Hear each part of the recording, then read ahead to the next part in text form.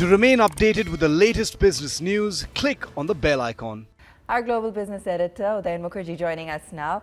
Udayan, markets once again nosediving today. Clearly, some of those virus concerns are taking over front and center, with Omicron fears looming large. Is that really going to be the most crucial factor to keep an eye on going forward for the week?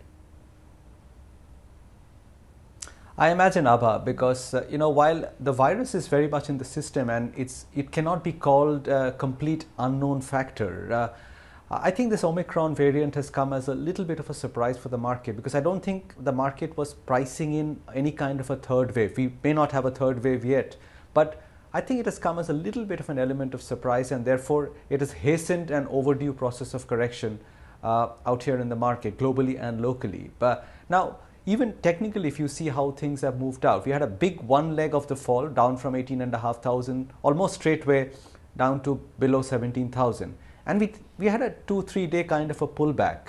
So we had a pullback to about 17,300 kind of levels. And then we have resumed the fall once again and gone back to below 17,000. I think the nature of the price action also seems to suggest that the market may not be done with that corrective wave quite yet. Of course, as you said, it depends on the news flow which is to come on Omicron and how cases build up globally and locally. But I don't think it is very important for investors or very useful for investors who are watching you today to talk about what the future of Omicron could be, because that is something which is absolutely impossible to predict. What investors can do is to say the market has corrected about 1,500-1,600 points on the Nifty. Do I buy here, or do I wait for the correction to deepen and buy then?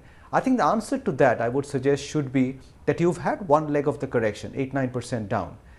And it may be conceivable that the market loses another even 7-8% more. It's not inconceivable. So do you know it will happen? No. Can the market turn around and rally again tomorrow? It could well do that. So maybe the better point for investors, or the better strategy for investors, would be to buy one lot now for people who want to put more money to work in the market, is to buy somewhere around this level of below 17,000. And if the market were to fall more, maybe say get close to 16,000 levels, then you buy some more and you get a reasonable average entry price using this correction. None of us know the bottom.